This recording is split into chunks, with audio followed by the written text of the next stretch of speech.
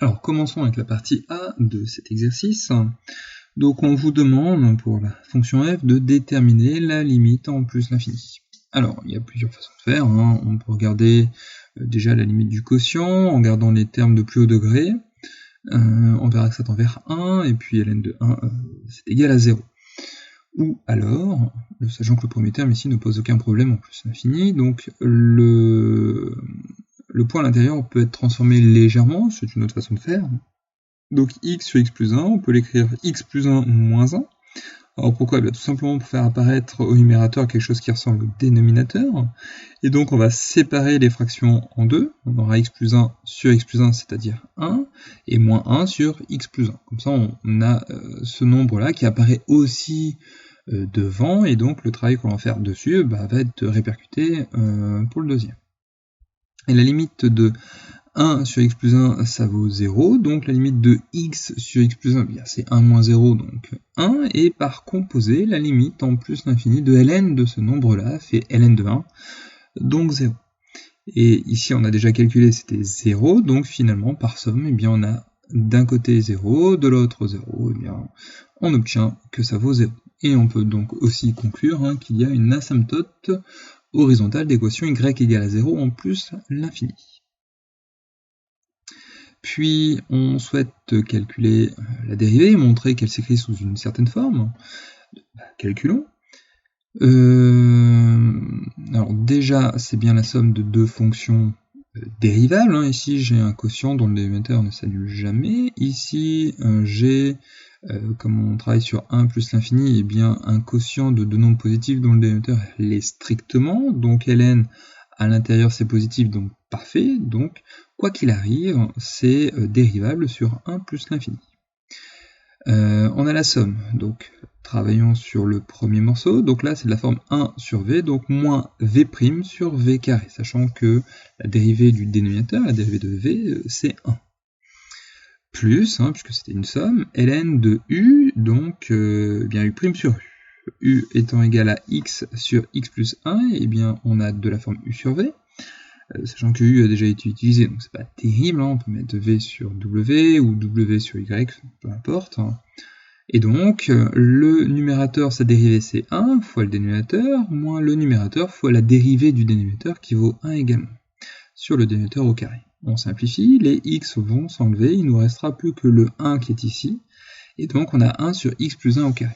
Autrement dit, la dérivée de la fonction f, c'est moins 1 sur x plus 1 au carré, plus, alors la dérivée qu'on vient de trouver, donc u' sur u, et puis après on va s'amuser à simplifier. Donc ici j'ai un quotient, avec au numérateur un quotient, au dénominateur un autre quotient, donc on multiplie par l'inverse, et comme on va avoir x en bas et donc x plus 1 en haut, on va se simplifier avec ce x plus 1 là qui apparaît en double à cause du carré. Donc ça va simplifier en 1 sur x facteur de x plus 1. Puis ici j'ai x plus 1 au carré, donc pour mettre au même dénominateur, ici je dois multiplier par x, et ici par x plus 1. J'ai donc moins x plus 1 sur x facteur de x plus 1 au carré, et ici les x vont à nouveau se simplifier pour nous donner l'expression qui était donnée et demandée au sein de l'énoncé. Puis, comme la dérivée ici, elle est strictement positive, on est sur 1 plus l'infini, donc x est positif, ici c'est un carré, donc parfait, donc f' est strictement positif. Ainsi, la fonction f est croissante sur l'intervalle sur lequel on travaille, 1 plus l'infini, alors pour faire le tableau de variation, donc là il n'est pas apparent, mais en plus l'infini on a la limite, il suffit de calculer f de 1, donc 1 sur 2, plus ln de 1 sur 2, et la calculatrice nous donne moins 0,193. Autrement dit, la fonction est croissante, ça démarre à moins 0,193 et ça s'arrête à 0 en plus l'infini. Et donc ça nous permet de dire que f est strictement négatif sur l'intervalle 1 plus l'infini. Donc ça conclut la partie 1, juste une étude de fonction, comme on aurait pu le faire en première, une fois qu'on connaissait les propriétés de la fonction ln. Alors pour la partie B, donc on définit une suite UN qui a priori n'a absolument rien à voir avec la fonction f pour le moment. Donc on a déjà fait un exercice de ce style, on ne comprenait pas trop, et ça allait s'éclairer par la suite. Donc là la suite UN c'est 1 plus 1 demi plus 1 tiers plus etc. comme ça jusqu'à 1 sur n moins ln de n. Et on a un algorithme, alors ici c'est version 2012, c'est le sujet tel qu'il a été donné en 2012. Il y a donc 8 ans, un petit peu moins de 8 ans puisque c'était fin juin. Donc il y avait variable, entrée, initialisation, traitement et sortie qui étaient demandés. Ça aurait été légèrement transformé pour avoir i et n des entiers naturels, u la variable réelle, une variable réelle, et on demande à l'utilisateur d'entrer la valeur n, et puis en fait ça aurait commencé à u flèche 0, pour i variant de 1 à n, u flèche u plus 1 sur i, et point. Il n'y aurait rien eu d'autre, donc en fait ça aurait été beaucoup plus petit, avec un petit peu plus de blabla au sein de l'énoncé de la question 1. Mais grosso modo ça revient à peu près à ça. Je pense que même c'est plus clair pour savoir exactement qui est quoi, qui fait quoi à tel moment, donc voilà, il suffit de lire. Et donc, avec cet algorithme, on vous demande de donner la valeur exacte qui aura été affichée par cet algorithme lorsque l'utilisateur entre la valeur n égale à 3. Autre façon de faire, avec notre façon d'écrire les algorithmes, ça aurait été que contient la variable u une fois que l'utilisateur aura lancé cet algorithme en entrant la valeur n égale à 3. Donc, ce qui revient à la même chose. Donc il suffit de faire au fur et à mesure, donc on sait que n va prendre la valeur 3, de faire un tableau si vous souhaitez, de prendre u égale à 0, et puis i va varier de 1 à 3, donc on va prendre la valeur 1, puis la valeur 2, puis la valeur 3. U va recevoir la valeur u d'avant, c'est-à-dire 0 plus 1 sur 1, autrement dit, il va contenir la valeur 1. Puis après, i va passer à 2, donc u va contenir la valeur u plus 1 sur 2, donc 1 plus 1 sur 2. On peut laisser sous cette forme, on peut simplifier, ça fait 3 demi. Puis u va recevoir la valeur u plus 1 sur donc, la nouvelle valeur de i, c'est-à-dire 3, donc 1 tiers. Et puis on aura la valeur de u, c'est-à-dire qu'on aura au fur et à mesure 0 plus 1, puis donc 1 pour u, 1 plus 1 demi, c'est-à-dire 3 demi, et 3 demi plus 1 tiers en sixième. Autre façon de le voir, c'est donc 1 plus 1 demi, qui est reporté ici, plus 1 tiers, c'est-à-dire ce début-là, pour n égale à 3. Et donc, en sixième, ça va être la valeur que va afficher l'algorithme. Puis, on vous demande de recopier l'algorithme dans son intégralité et de le modifier de sorte à ce qu'il affiche la valeur n, la valeur un, pardon, pour n donné. Et un, c'est presque ce que l'on a, sauf qu'il y a un moins ln de n qui n'apparaît pas au sein de cet algorithme-là. Alors, sachant que il faut bien avoir compris à quoi correspond l'algorithme qui a été donné dans l'énoncé, c'est juste le calcul de la somme, sans la différence. Donc ici, n égale à 3, on a eu 1 plus 1 demi plus 1 tiers. Si ça avait été n égale à 10 000, ça aurait été 1 plus 1 demi plus 1 tiers plus 1 quart, comme ça jusqu'à 1 sur 10 000. Autrement dit, il va nous afficher le début de un. Il n'y aura plus qu'à la fin de lui dire enlève ln de n. Alors à la fin, c'est une fois qu'on a fini la boucle pour. Puisque la boucle pour correspond au calcul de la somme de ces différents termes de 1 jusqu'à n. Et donc pour ça, il suffit de modifier à la fin, et donc modifier l'affichage. Au lieu d'afficher u, on va afficher u moins ln de n. Et comme ça, on aura directement la valeur de un. Donc, on poursuit au sein du sujet. Vous avez l'algorithme qui aura été modifié donc par vos soins, et puis les résultats qui auront été affichés à 10-3. Et donc, on vous demande à l'aide de ce tableau de formuler des conjectures sur le sens de variation et son éventuelle convergence. Donc, quand on regarde bien, on a l'impression que la suite est a priori décroissante, même si à la fin ça décroît très lentement, mais a priori ça décroît. Et pourquoi ça décroît très lentement? Et bien tout simplement parce que a priori ça a l'air de converger. Plus on avance, moins ça décroît. C'est logique, hein, parce qu'a priori ça a l'air de converger. On est à 0,697 pour 4, et si vous avez bien regardé, hein, pour les valeurs de n, on passe pas de 10 à 11, 12, 13, hein, on passe à 100, à 1000, à 1500 et à 2000. Donc entre 1500 et 2000, il y a 500 valeurs qui ont été effectuées, enfin 501 hein, en comptant celle-ci, et on passe de 0,578 à 0,577. Autrement dit, on évolue quasiment plus. Et on a l'impression de converger vers une valeur proche de 0. 577. Et donc c'est ce que l'on peut écrire. Hein. On peut conjecturer qu'avec le tableau que l'on voit, là, de 4 à 2000, la suite est décroissante et converge vers une valeur proche de 0,577. On ne sait pas exactement si ça va descendre encore plus, mais en tout cas, a priori, ça va pas être très loin quand même.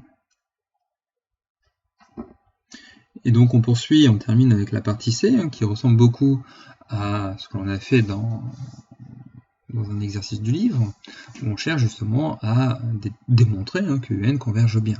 Et donc si on voit tout de suite à la dernière question, hein, on prouve que la suite UN est convergente, mais on ne demande pas de calculer sa limite, hein, puisque la valeur qui est demandée est une valeur très compliquée qu'on ne connaît encore à l'heure actuelle pas très bien. On sait qu'elle est irrationnelle, mais rien de plus. C'est assez limité.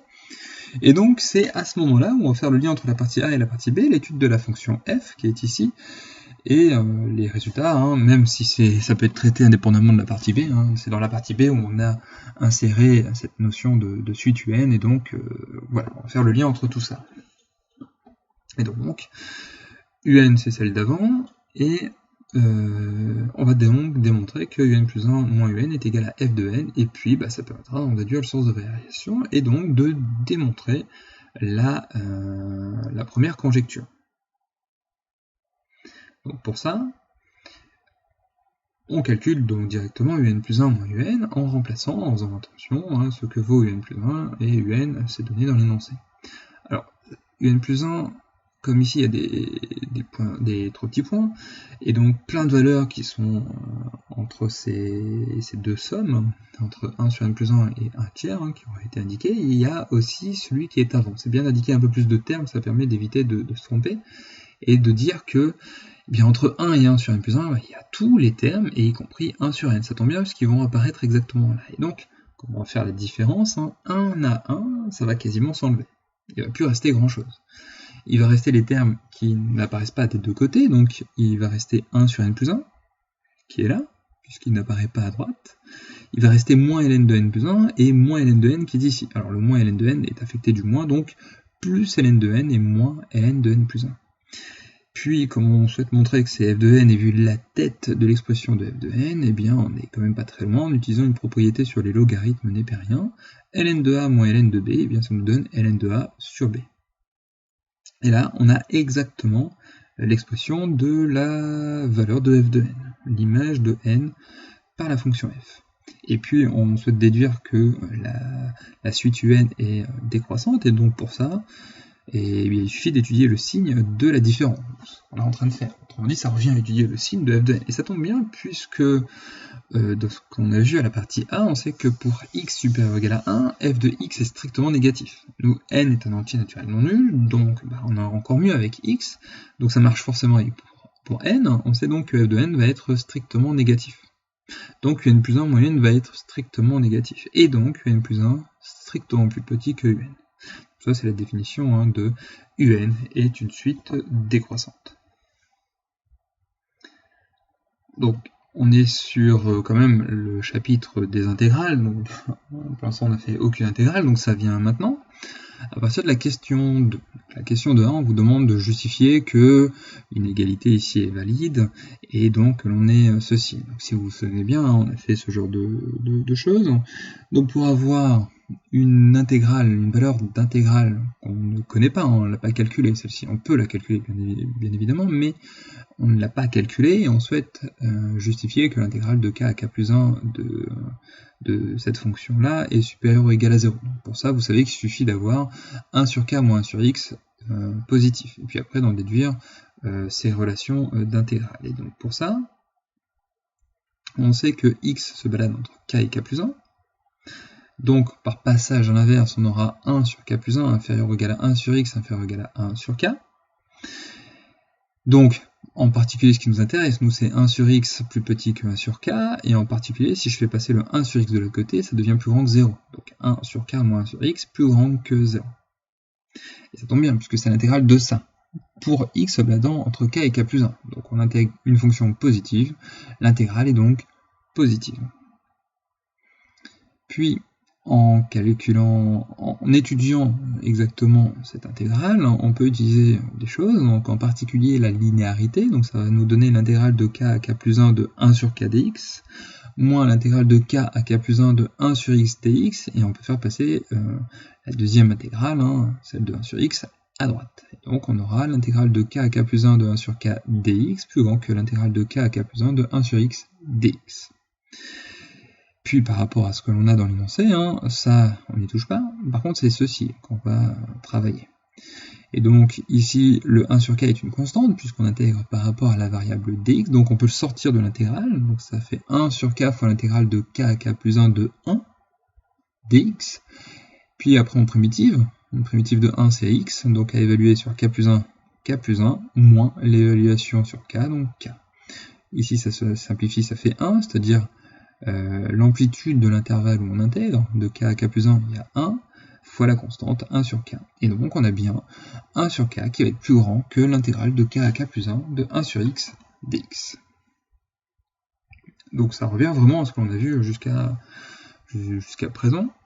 Puis pour avoir le passage de cette inégalité-là à celle-ci, il suffirait d'intégrer la fonction 1 sur x sur l'intervalle k plus 1.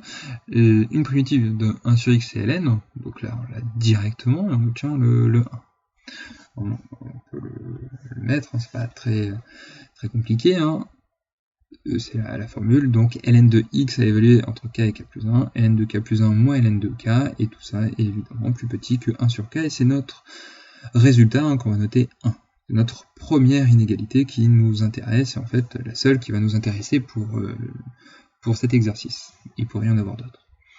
Et donc on vous demande d'écrire cette inégalité en remplaçant par les différentes valeurs de k allant de 1 jusqu'à n, et puis de démontrer un résultat, et en particulier celui-ci, ln de n plus 1 plus petit que cette somme, c'est-à-dire le début de notre somme écrite dans un. Alors regardons ça. Donc si on écrit ces différentes inégalités, et bien en remplaçant k par 1, j'ai donc ln de 1 plus 1 moins ln de 1 inférieur à 1 sur 1, donc 1. Puis pour k égale à 2, ln de 2 plus 1 moins ln de 2 inférieur ou égal à 1 sur 2, donc qui est ici. Puis k égale à 3, ln de 3 plus 1 moins ln de 3 inférieur ou égal à 1 sur 3. Et etc., comme ça jusque n. Donc d'abord, alors je peux mettre n, c'est pas très compliqué, ln de n plus 1 moins ln de n inférieur à 1 sur n, c'est remplacer k par n directement, et puis savoir ce qui se passe un petit peu avant, pour être sûr, parce que j'ai des petits points. Donc avant n, c'est n moins 1, donc ça me fait moins 1 plus 1, donc ça me fait n ici, ln de n moins ln de n moins 1, et qui va être inférieur à 1 sur n moins 1.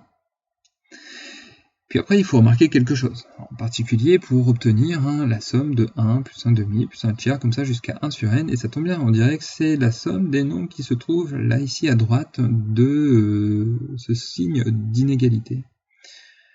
Alors, il suffit de regarder ça.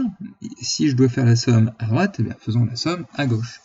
Et puis je remarque que ln de 1 plus 1, ça fait ln de 2, donc là, il n'y a rien devant, donc c'est un plus. Et si j'additionne avec la deuxième ligne, je vais avoir moins ln de 2. Donc ça va disparaître. Il va me rester moins ln de 1 a priori. Puis ici, ln de 3, qui va disparaître avec le moins ln de 3. Autrement dit, le nombre à gauche va disparaître avec le nombre à droite, etc. etc. Et je constate aussi, alors le ln de n-1 va disparaître avec le ln de n-1 qui va être avant, que je ne vois pas évidemment. Le ln de n va disparaître avec le moins ln de n, donc grosso modo, il va me rester ln de n plus 1 qui est ici, et moins ln de 1 qui est ici. Autrement dit, j'ai ln de n plus 1 moins ln de 1 inférieur à 1 sur 1, c'est-à-dire 1 plus 1 demi plus 1 tiers, comme ça jusqu'à 1 sur n. Et ln de 1, ça vaut 0, donc j'ai exactement l'inégalité qui était demandée dans l'énoncé. Ln de n plus 1 plus petit que cette somme. Donc par un petit résultat, hein, c'est quand même assez important, hein, obtenu grâce à des inégalités sur des intégrales. Et donc, grâce à ce résultat-là, on vous demande de déduire que pour tout entier strictement positif, donc pour n supérieur ou égal à 1, un est positif. Donc là, il va falloir démontrer ce résultat-là. Alors, comme la fonction ln est croissante, on sait que ln de n va être plus petit que ln de n plus 1. Et comme ln de n plus 1, on vient de le démontrer, on a ce résultat-là, donc il faudra combiner ces deux points-là. Donc, on a ln de n plus petit que la somme, puisque c'est plus petit que ln de n plus 1, qui est elle-même plus petit que la somme. Donc, en faisant passer ln de n à droite, eh bien j'obtiens 0 plus petit que cette somme-là, moins ln de n, autrement dit un. Un est donc plus grand que 0. Donc, il n'y a plus grand chose, hein. Je sais qu'elle est décroissante, c'est un résultat avant, c'est la première question de la partie C. Je sais qu'elle est strictement positive, c'est-à-dire minorée par 0, je sais donc qu'elle converge vers une limite qui sera strictement supérieure à 0. Je ne sais pas si c'est 0 ou autre, alors, non, je le sais, hein, puisqu'on a fait l'exercice, donc je sais que c'est pas la limite égale à 0, c'est une limite où 0,577 c'est pas très loin. L'exercice que l'on avait fait nous donnait un résultat, alors je ne me souviens plus, mais non, je crois que c'était à droite, c'est une constante, laquelle, est-ce que je vais la retrouver? Oui, c'est celle-là, alors c'était, non, c'est pas celle-là d'ailleurs. Bon, bah je ne sais plus, pas de chance. Donc voilà, l'exercice s'arrête ici. On a un bel exercice de bac qui mélange les intégrales, en tout cas sur une partie quasiment entière, hein, c'est important, avec des suites, des fonctions. Donc voilà, c'est un exercice assez complet qui permet d'avoir, comme c'était indiqué, 6 points sur le bac, donc ce n'est pas rien. Et donc l'exercice s'arrête là et on passe donc au chapitre suivant.